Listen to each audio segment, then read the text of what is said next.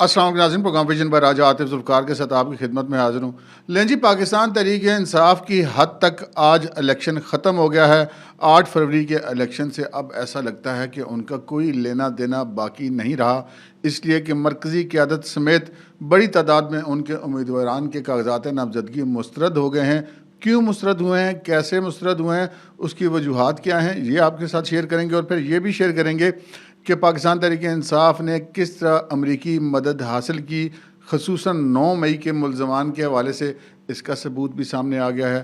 مگر اس سے پہلے کہ اپنے پروگرام کو آگے بڑھائیں، آپ سے گزارش ہے کہ اگر ابھی تک آپ نے ہمارا چینل سبسکرائب نہیں کیا تو پلیز کر لیجئے، ساتھ ہی بیل آئیکن بھی دبا دیجئے تاکہ جو ہی ہمارا کوئی نیا پروگرام اپلوڈ ہوتا ہے تو اس کا نوٹیفیکیشن فوری طور پر آپ کو موصول ہو سکے۔ لیں جی، پروگرام کا باقاعدہ آغاز کرتے ہیں۔ امریکہ کی طرف سے جو پاکستان تحریک انصاف کی خصوصی محبت ہے اس کا ثبوت سامنے آیا۔ ہم تو بہت عرصے سے یہ کہہ رہے ہیں اور متعدد بار اس چیز کے ثبوت سامنے آ چکے ہیں کہ امریکہ کے غلامی سے نجات ایبسولوٹلی ناٹ، یہ صرف اور صرف ڈرامہ بازی ہے۔ ادھر سے عمران خان تقریر کرتا تھا ایبسولوٹلی ناٹ کی، ادھر سے ان کا اوورسیئر چیپٹر کا جو سیکرٹری جنرل ہوتا تھا وہ امریکی جو حکام ان کو خط لکھتا تھا کہ جی غلطی ہوگی، معاف کر دیں، آگے بڑھیں، پچھلی باتوں کو بھول جائیں۔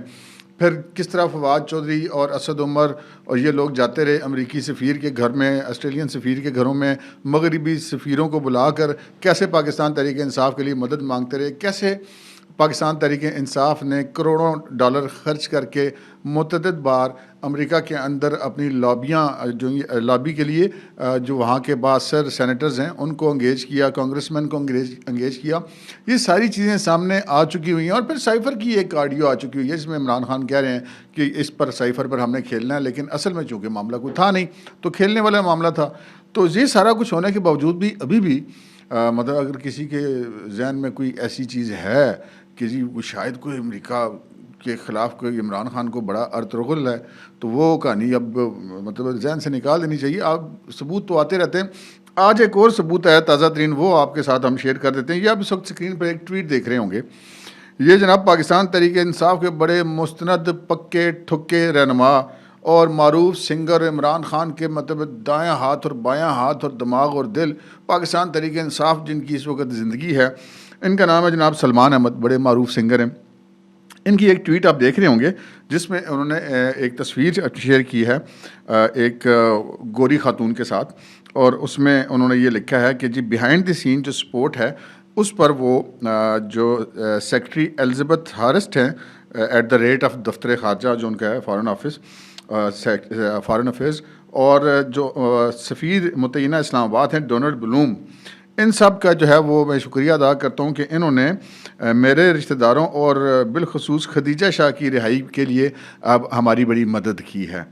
آپ یہاں سے دیکھ لیجئے کہ امریکی دفتر خارجہ، امریکہ میں پاکستان میں امریکہ کا سفیر، یہ سب لوگ جو ہیں وہ عمران خان اور اس کی پارٹی کی مدد کر رہے ہیں، کس لیے؟ 9 مئی کے ملزمان کو چھڑانے کے لیے۔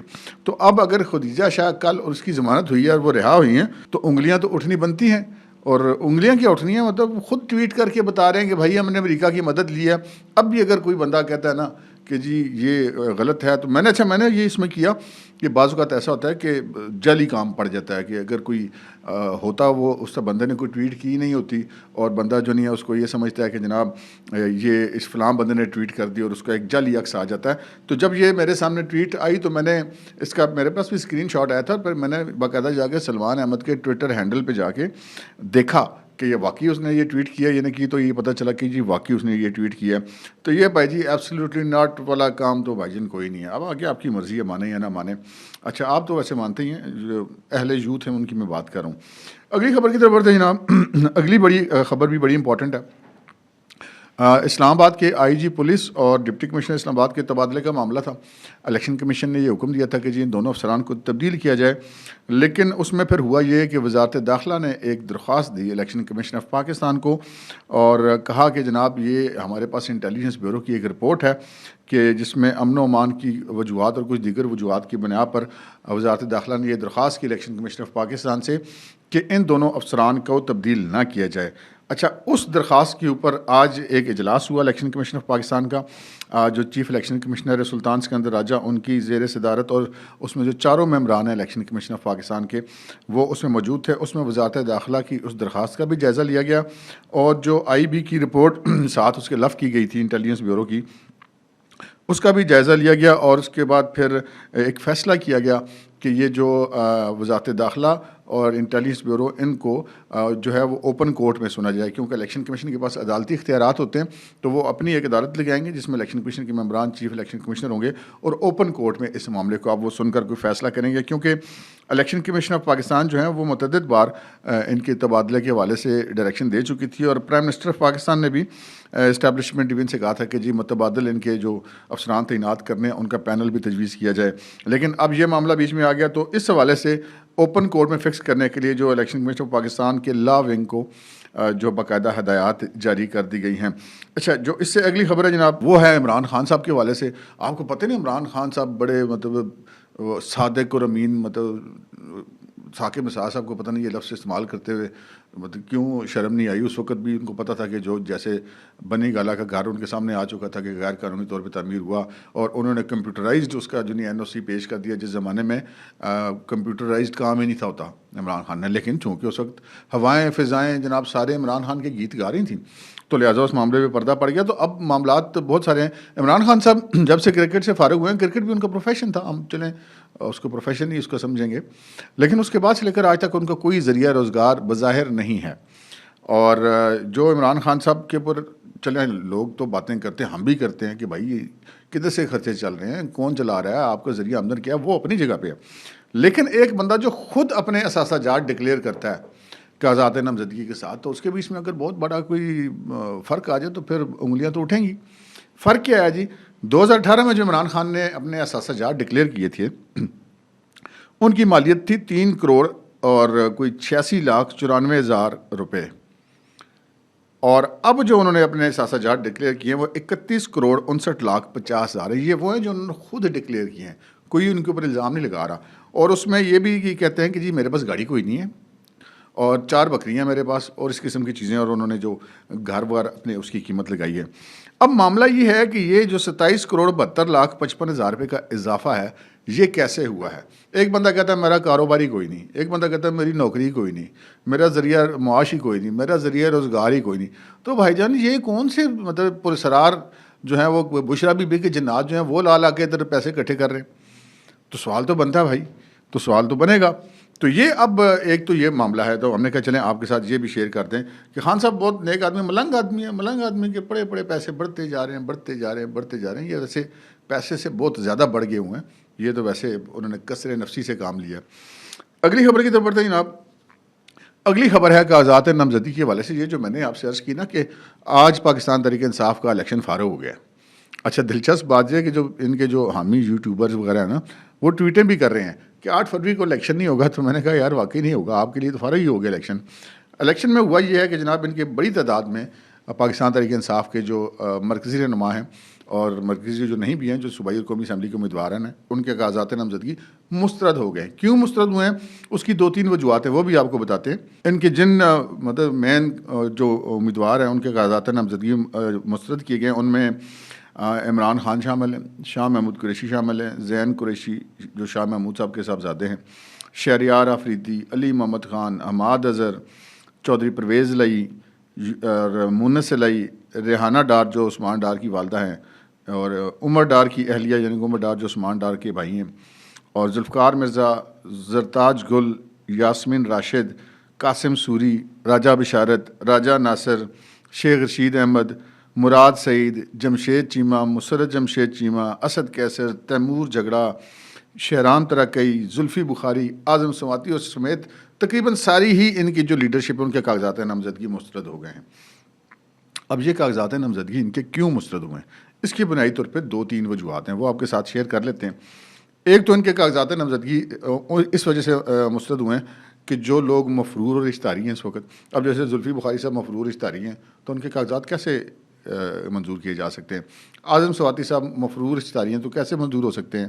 راجہ بشارت مفرور اشتہاری ہیں تو کیسے ان کے ہو سکتے ہیں؟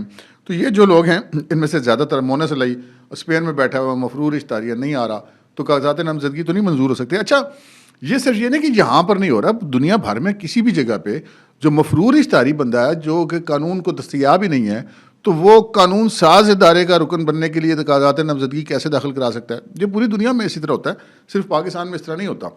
اچھا ایک تو یہ وجہ ہوگی ان کی, جو ان میں سے جو زیادہ تر تھے وہ مفرور اشتہاری تھے, اس وجہ سے ان کے کاغذات نامزدگی مسترد کیے گئے.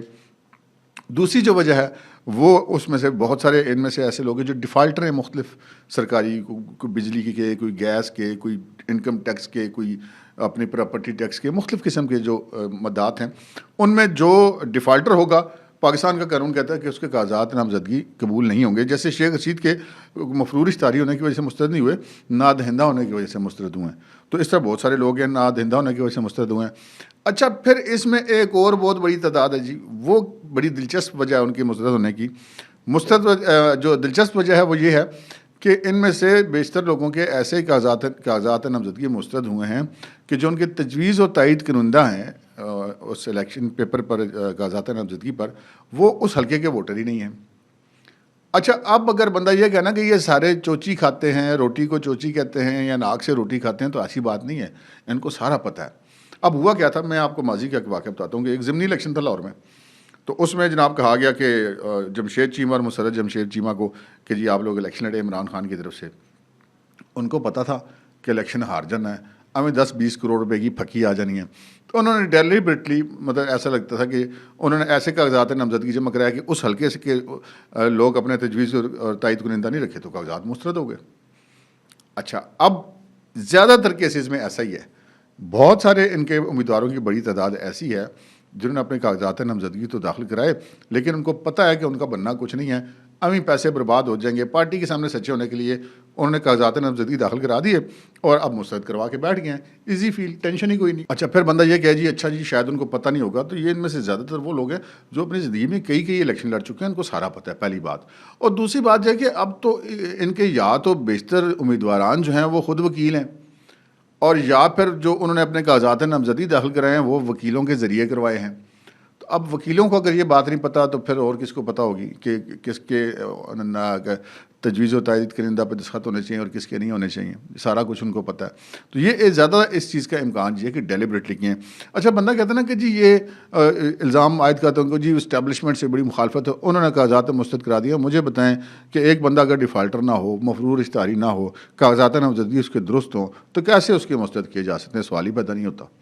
اچھا ابھی بھی یہ نہیں ہے کہ یہ مسترد ہو گئے تو یہ سارے آؤٹ ہو گئے ہیں, یہ ابھی آگے ٹریبونلز میں جائیں گے, ٹریبونل سے ان کو ریلیف نہ ملا تو یہ آگے اعلیٰ عدلیہ میں جائیں گے. بہت سارے لوگوں کے ان میں سے ہو سکتا ہے کہ کاغذات نامزدگی جو ہے وہ قبول کر لیے جائیں, لیکن الیکشن پی ٹی آئی کا آج ختم ہو گیا ہے. جتنا انہوں نے کھپ کھوپ ڈالنی تھی نا کہ وہ جی فلاں کا تجویز کنندہ اٹھا کے لے گئے, فلاں کا تائید کنندہ اٹھا کے لے گئے, فلاں امیدوار کو لے گئے. ہم نے آپ سے یہ پہلے بھی عرض کی تھی کہ جناب بات یہ ہے کہ جب اشتہاریوں کے خلاف کارروائیاں ہوتی ہیں نا تو اشتہاری گرفتار کیے جاتے ہیں, ان کی پارٹیاں نہیں دیکھی جاتی. یہ نہیں دیکھا جاتا کہ وہ الیکشن لڑ رہے ہیں یا یہ کسی کی تجویز کرندہ ہے یا کسی کی یہ تائید کرندہ ہے. اب بھائی آپ کو کوئی شریف آدمی نہیں ملتا, کوئی شریف آدمی سے کہ آپ کے حلقے میں 5-5 10-10 لاکھ ووٹر ہے, تو پورے ان میں سے آپ کو صرف وہی بندے ملیں جو مفرور اشتہاریاں جو تجویز و تائید کرندہ ہیں. تو اگر آپ ان کو لے کر آئیں گے تو پولیس کو اپنا جب بھی مفرور اشتہاری نظر آئے گا اس کو پکڑے گی یا اس چیز کو لیے چھوڑ دے گی کہ ٹھیک ہے جناب تسی پھر ٹوٹ لو, الیکشن تو بعد تمہیں گرفتار کر لیں گے. اس طرح تو نہیں ہوتا. تو یہ بھی ایک بہت بڑا فیکٹر ہے. اور جو وہ غلطیاں انہوں نے کی کاغذات نامزدگی داخل کروانے میں جو کونسلر نہیں کرتا, اور جی ہم ادھر پریس کلب کا الیکشن لڑتے ہیں نا, تو ہم بھی اپنے کاغذات نامزدگی کے 1 سے زائد سیٹ جمع کراتے ہیں. 3, 4, 5 کاغذات نامزدگی ایک ہی بندے کے جمع کراتے ہیں. ہر کاغذات نامزدگی میں جو تجویز کنندہ اور تائید کنندہ ہوتا ہے وہ مختلف لکھتے ہیں تاکہ 1, 2, 3, 4 بھی کاغذات ریجیکٹ ہو جائیں تو 5 جو ہیں وہ منظور ہو جائیں. تو یہ سارا کچھ ان کو بھی تو پتہ ہی ہے نا. بھائی جان الیکشن لڑنا ہی نہیں چاہتے. میں نے آپ سے پہلے بھی عرض کی تھی کہ پاکستان تحریک انصاف اس وقت پاکستان کی واحد جماعت ہے جو پاکستان کے اندر الیکشن نہیں چاہتی, اس لیے کہ وہ جس طرح کا پچھلا الیکشن کا ماحول تھا ان کو تو وہ ماحول چاہیے کہ پرچے ہیں, مفرور ہیں. عمران خان خود مفرور اشتہاری تھے, استداد دہشت گردی کی عدالت کے الیکشن لڑ رہے تھے, تو باقی کسی نے کیا کہنا تھا. اس وقت تو ساری ہوائیں کی حق میں تھیں, اوپر جو ہیں وہ وڈے حاجی صاحب بیٹھے سن, تو تھلے جناب اپنا فیض صاحب بیٹھے سن، تم مطلب ٹینشن ہی کوئی نہیں تھی، وہ پوچھنے والا کوئی نہیں تھا، پاکستان میں قانون آئین شائن سب کچھ لپیٹ دیا گیا تھا. لیکن اب جو ہے وہ اس طرح نہیں ہے. اور اب بھی جن کے آپ یہ دیکھیں گے جب الیکشن ہوں گے تو ان کے وہ امیدوار جو ان چیزوں سے کلیئر ہیں وہ الیکشن لڑیں گے. یہ الگ بات ہے کہ الیکشن میں ان کو رسپانس کیا ملتا ہے کیا نہیں ملتا. سوشل میڈیا پہ الیکشن لڑنا اور چیز ہوتی ہے جی، گراؤنڈ پہ جا کے الیکشن لڑنا اور چیز ہوتی ہے. اب جوں کمپین چلے گی آگے صورتحال کلیئر ہوگی تو یہ سارا معاملہ بنے گا. اچھا اب ایک اور دلچسپ بات، میں نے وہ آج ایک غالباً ٹویٹ دیکھی ظفر اجازی صاحب کی، اور ٹویٹ پڑھ کے میں اس سے بڑا قائل ہوا. ان کا میں کہا یار ایسے بات تو انہوں نے صحیح کی ہے. انہوں نے اس میں یہ کہا ہے کہ جی ایک پی ٹی آئی وہ تھی جس میں اکبر ایس بابر تھے، فوزیہ قصوری تھی، جسٹس وجیہ الدین تھے، وہ سارے لوگ تھے. لیکن پھر جو یہ موجودہ پی ٹی آئی کی لیڈرشپ ہے یہ ساری آئی تو انہوں نے عمران کے اشارے پہ ان سب کو پارٹی سے باہر نکال دیا یا نکلوا دیا اور ایک اس پہ قبضہ کر لیا پارٹی کے اوپر. اوکے ہو گیا جناب. اور اس نے کہا جی اب کیا ہوا، اب آگے پارٹی کے اندر سارے وکیلوں کا گروہ آ گیا. اس نے پچھلی ساری پارٹی کو مروا دیا اور اب وہ خود آگے آ کے بیٹھ گئے. تو بات تو ایسے یہ بھی ٹھیک ہے، لیکن انہوں نے اس وقت فرق کیا ہوا، پہلے جو انہوں نے اصلی جو پارٹی کے بانی تھے ان کو نکالا عمران خان کی مرضی اور ایما سے. اب جو ہے اگلوں نے عمران خان کو بھی نکلوا کے باہر مارا. اب دیکھیں نا ایک بڑا مشہور محاورہ، آپ کبھی وکلا میں ہمارے بہت سارے دوست ہیں، آپ ان کے ساتھ جا کے بیٹھیں تو وہ ایک عموماً فقرہ کہا کرتے تھے جی گھوڑا اگر گھاس سے دوستی کرے گا تو کھائے گا کیا. وہ لوگ کہتے ہیں جی فلانے کا راضی نامہ کرا دو، وکیل کبھی نہیں چاہتا کہ دو پارٹیوں کا راضی نامہ ہو جائے. اگر بھائی لوگوں کے راضی نامے ہونے شروع ہو گئے تو ان وکالت کیسے چلنی ہے، ان کے تو رزق روزی یہی ہے. تو اب معاملہ یہ ہے کہ اگر عمران خان باہر آ جائے، پارٹی کے لوگ باہر آ جائیں، وہ کیسز میں نہ پھنسیں تو پھر وکالت کیسے چلے گی اور پارٹی پہ قبضہ کیسے چلے گا. تو یہ دونوں باتیں بھی سامنے رکھنی چاہیے. اب تک کے لیے اتنا ہی، اجازت دیجیے، اللہ حافظ.